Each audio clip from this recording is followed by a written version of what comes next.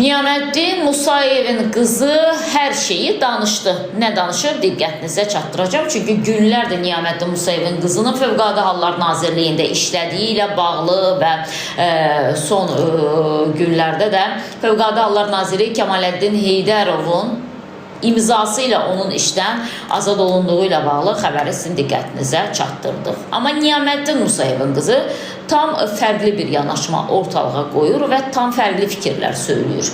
Xalq artisti Niyaməddin Musayevin qızı Röya Musayeva haqqında informasiyalar sosial mediada böyük müzakirələrə səbəb olub. Belə ki, Röya Musayevanın Fövqəladə Hallar Nazirliyində nazir Kemaləddin Heydarovun əmri ilə vəzifədən azad olunması barədə xəbərlər yayılıb və yayılan məlumatla bağlı Röya Musayeva müsahibə verib Oxu 24.com-a və həmin müsahibədə o qeyd edir ki, bütün bunlar yanlış informasiyalardır. Mən Kanadaya köçməmişdən öncə ərzəmi yazıb işdən çıxmışam. Bundan əvvəl yazılan xəbərlərdə də mənim həmin nazirlikdə işlədiyim yayılmışdı. Yəni əvvəllər işləmişəm.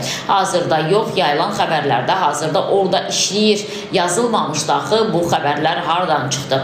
Tamamilə əsassız xəbərlərdir və dedim axı saytlarda yazılan informasiyalarda işləyib yazılmışdı. Öz ərzəmlə izlər öncə işdən azad olunmuşsam, xahiş edirəm bu xəbərləri yazarkən Fövqəladə Hallar Nazirliyinin İctimaiyyətlə Əlaqələr Şöbəsinin rəsmi məlumatlarına istinad eləyin. Orada hər şey yazılıb. Bəzi jurnalistlər, adamlar qruplaşma yaradırlar, müəyyən təbliğatlar aparırlar. Ayıbdır valla, qurumla durumun mənasını ayırd eləyən, bilməyən adam məni işdən necə çıxarda bilər ki, mümkünatsız bir şeydir deyə, mümkünsüz bir şeydir deyir Röya xanım. Və bildirilir ki, mən ona sual verilir ki, ən çox müzakirə mövzusu sizin polkovnik rütbənizlə bağlıdır və Röya xanım da deyir ki, mən belə ümumiyyətlə mənasız suallara cavab vermirəm və məni belə mənasız suallarla narahat eləməyin. Mən nazirliyin işçisi olmuşam, vətəndaşlarla görüşməyim normal haldır, burada nə var ki, deyir və siz məni doğru başa düşmədiniz forumada görüşünüzü nəzərdə tuturam. Müxbir sual verir ki, siz formada şəhid ailələri ilə görüşmüsünüz, vətəndaşlarla görüşmüsünüz və Röya xanım da deyir ki, hamısı boş iddiadır. Sübutlarla gəlin və deyir ki, insanları boş-boş ittiham etməyin. Hamısı o xanımın iddialarıdır. O xanım da deyəndə Təranə Qumral nəzərdə tutur böyük ehtimal. Və yaxında özüm geniş açıqlama verəcəm. Sağ olun deyə mövzunu bu şəkildə tamamlayıb. Deməli, onun sosial şəbəkələrdə yəqin ki, axtarışını verib həmin bu müxbir və deyir ki, sizin formada, xüsusi geyimdə, yəni Fövqəladə Hallar Nazirliyinin formasında olan bir görüşləriniz var şəhid ailələri ilə və digər vətəndaşlarla. O necə olur? Xanım da deyir ki, xeyr, mənim elə bir görüşüm yoxdur, mən adi sıradan bir işçi olmuşam. Yəni, Fövqəladə Hallar Nazirliyinin o xüsusi formasını geyinməmişəm, deyir. Və eyni zamanda deyir ki, mən illər öncə Fövqəladə Hallar Nazirliyindən ayrılmışam, bu məlumat yalan məlumatdır, amma dediyimiz kimi, günlər bundan öncə də Fövqəladə Hallar Naziri Kemaləddin Heydərovun deməli, sərəncamı ilə Röya Musayevanın işdən çıxarıldığı xəbəri verildi və bu xəbəri Manşet az paylaşdı və onun yazdığına görə, əldə etdiyi məlumata görə bununla bağlı bir müddət əvvəl Fövqəladə Hallar Naziri Kemaləddin general polkovnik Kemaləddin Heydarov müvafiq əmr imzalayıb. Əmrə əsasən Fövqəladə Hallar Nazirliyinin sənədlərlə və vətəndaşların müraciətləri ilə iş idarəsində baş məsləhətçi vəzifəsində çalışan Röya Musayeva tutduğu vəzifədən azad edildi. Bir müddət əvvəl mətbuatda onun polkovnik rütbəsi daşıdığı iddia edilsə də əslində Röya Musayevanın hərbi rütbəsi olmayıb. Məlumatı Fövqəladə Hallar Nazirliyinin mətbuat xidmətindən Manşet Aza təsdiq ediblər. Manşet Aza təsdiq edirlər ki, bəli, onun polkovnik rütbəsi olmayıb və general polkovnik Kemaləddin Heydarov onu işdən azad edib müvafiq əmrlə, amma nazirin bu addımına baxmayaraq Röya xanım Musayeva da deyir ki, mən onsuz da çoxdan özüm öz ərzəmlə işdən azad olunmuşdur. Ümumiyyətlə Fövqəladə Hallar Nazirliyində bəzən elə bir proseslər baş verir ki, sən anlamırsan ki, nə baş verir. Bilirsən baş verir, amma ki, tam anlamırsan nə baş verir. Yəni, nazir əgər öz imzasıyla işdən çıxardırsa Niyaməddin Musayevi, necə olur ki, o bir neçə il bundan əvvəl işdən çıxmışdı. Bilmirəm, bizdə bəzi qurumlar var da, adamın adı var, özü yoxdur. Amma adamın adına həm də maaş var kart hesabında. Düzdür, mən bunu Fövqəladə Hallar Nazirliyinə bağlı deyə bilmərəm, bu iddianı səsləndirə bilmərəm. Amma ki, biz görmüşük bunu, yüksək rütbəli məmurlar həbs olunanda görmüşük də kimlərinsə adına kartlar onların o varlarını, yoxlarını, gəlirlərini yığdığı, bilirsiniz, o dəmir seyfləri var. Yəni, onun içərisində biz görmüşük zamanla bu əməliyyat çəkilişlərində. Ona görə də indi ola bilsin ki, adı olub Röya xanımın, özü olmasa da, bəlkə də adına ayrılan maaş da olub, özü olmasa da. Nəysə ki, yəni siz vurmadınız, biz yıxılmadıq. Nazir işdən uzaqlaşdırır Röya Musayevanı. Röya Musayeva da deyir ki, mən onsuz da çoxdan öz ərzəmlə işdən çıxmışdım. Məlumat dezinf. O maaşı taza təsdiq edilənlər dezinfdir. Və necə təsdiq edilən maaşı taza? Nazirin adından yalan məlumatı yazan adam çox ciddi məsuliyyətə cəlb oluna bilər də, nazirliyi adından yalan məlumat yazan, nə bilim. Salam yandan çıxmasın, yaz.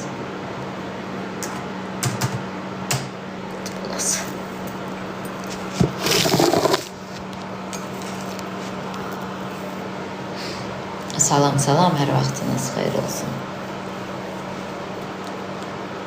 Ağsaçlı, xoş gəlmişsiniz. İstanbuldan salam, əleykümə salam.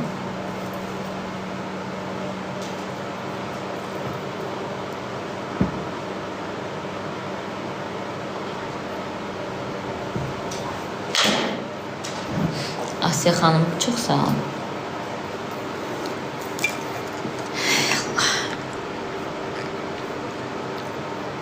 Gəncədən salam, əleykümə salam.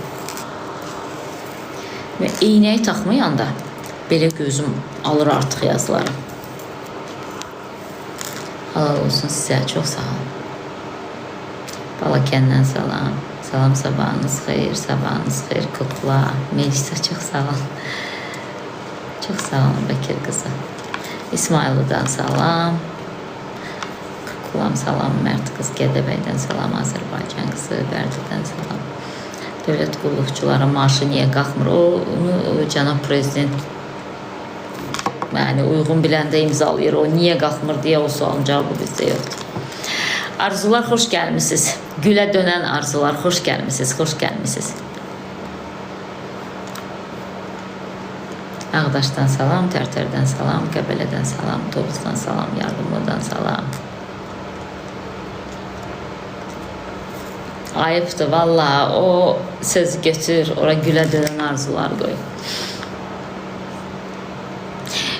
Möhkəm el yazan izləyici möhkəm ol. İnarsız bəzən möhkəm olmaqdan da yorulur da adamda. Məndə olur arada, bir də görürsün ki, belə öz-özümə hər şeydən küsürəm. Nə mənasızdır yaşamaq. Nə bilim, neysə olur.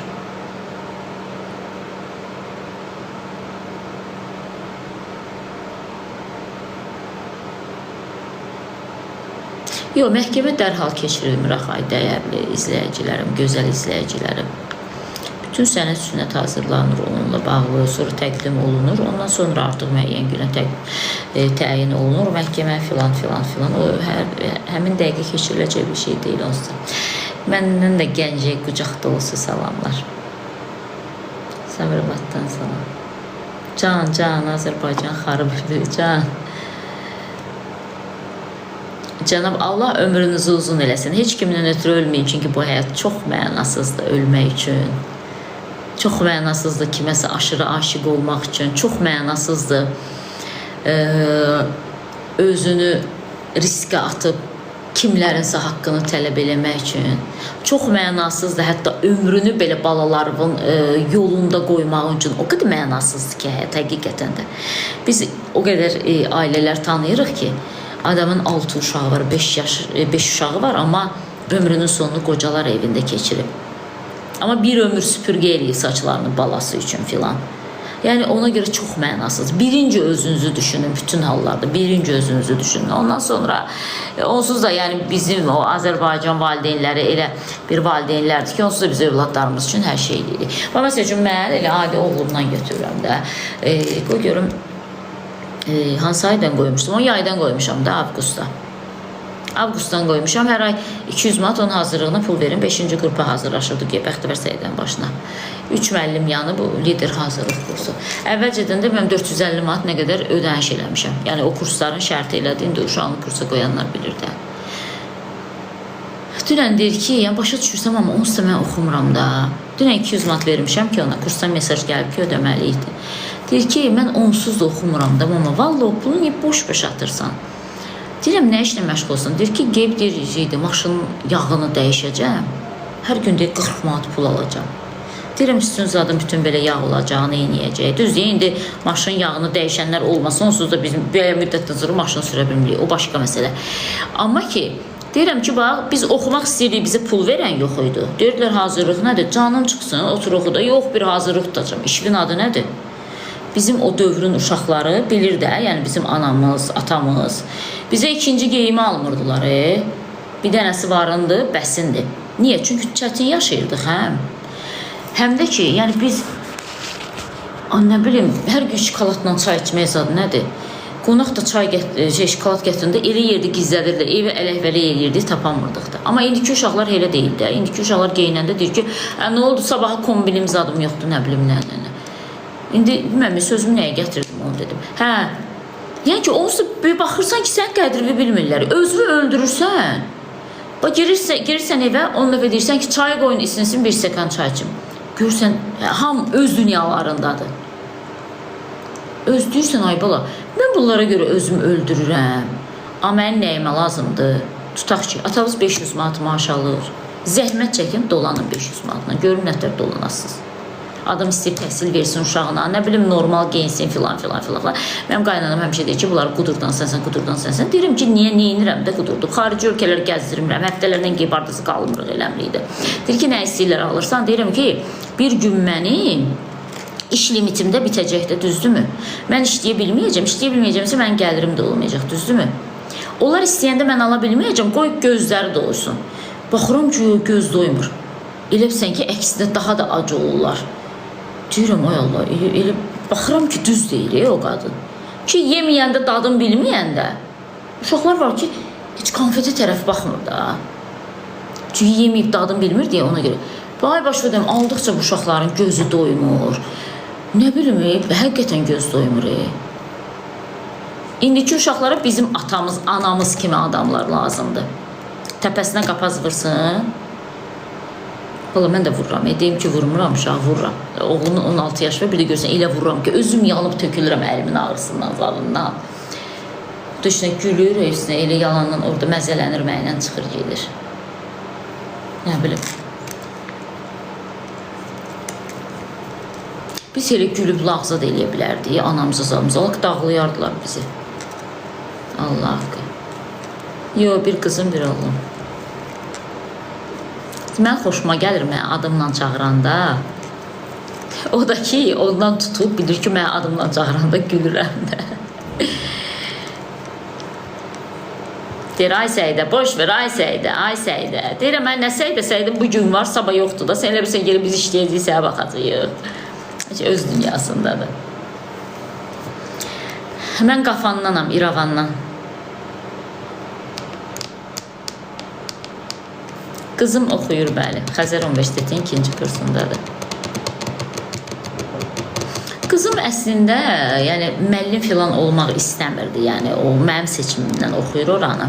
Hər gün də deyinə gedir. Düzlüyündə universitetlər bağlıdır. Amma hər gün deyir ki, bu sən qeyb işləyərsən, iftizami müəllimi, çünki mən də istəməmişəm. Jurnalist olmaq istəyir. Dedim, sən Allah jurnalist qazanıb başını. Bırax geçsin. Amma məsəl üçün o istəyir ki, iş qadın olsun. Deyir, ora verdiyin ödənişi, mənə deyir, sərmayə kimi yatırsaydı, mən özümə bir iş qurardım və mən onda daha çox gəlir əldə eləyərdim. Mesela onun da yanaşması ilə düzdür, universitetdə oxuyur, şükür imtahanlarınızı alında, hamısını yaxşı verir. Amma ki, yəni deyir ki, o məbləği mənə yatırardın sərmayə olaraq, nə bilim. Niyə öz seçimimdən razı olmadım? Çünki bilirsiniz necə, jurnalistika elə bir sahədir ki, başqa müəllimliyi də bitirib, əgər sənin potensialın varsa, gəlib jurnalist kimi işləyə bilərsən. Yox, əgər o jurnalist kimi seçilə bilmədisə, işini qura bilmədisə, işləyə bilmədisə, o heç vaxt müəllim kimi işləyə bilməyəcək. Ona görə jurnalistika elə sahədir ki, yenə də deyirəm, orada həkim də olsan gəlib işləyə bilirsən, nə bilim, müğənni də olsan gəlib işləyə bilirsən, potensialın varsa da. İndi o iki cümlənin bir-birinin arxasınca qura bilməyənləri nəzərdə tutmam təbii ki. Potensialın varsa işləyə biləcəksən. Amma məktəbdə səni qapıdan içəri buraxmazlar da müəllim kimi. Ona görə mən sadəcə ona ağıllı seçim elədim ki, bunu oxu, yenə də bunu çox istəyərsənsə, yəni yenə də ged ora. Oğlum oxumur, yox onu deyirəm də, deyir ki, valla mən çıxart, o 200 manat da boş-boş vermə. İndi onun mesajını yazıb ki, dediyim müəllimə, yadımdan çıxmasına, yəni ki, mən gəlməm. Deyir, onsuz da oxumuram, nəyi versən ki, yalandan. Müəllimlər də bilir, deyir, gəlir imtihana, üçün yalandan heç sualı yazmamış, yumuruyur, çıxır, gedir.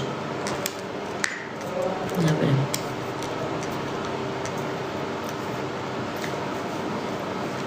Yox, pulluya düşdü. Oxumur axı. Oxumayandan sonra nə qədər başa salırsan. Sən uşaq oxumaq istəmədsə, özünü öldürdə xeyri yoxdur. Bürcüm qız bürcüdür. Odda yanmaz, suda batmaz can.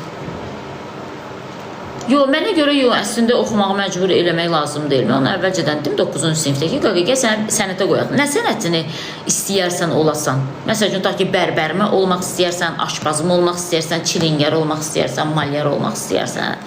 Mən ona dedim əslində. Prosto deyir ki, mən heç nə olmaq istəmirəm. Mən sənət öyrənmək istəyir, nə də oxumaq istəyir, bilməm ki. Elə uşaq olar, ay başı demək. Elə bilir ki, həmişə olacaq. Sənin pulun var, bizim yoxdur, neyniyək? Düzdür, düzdür.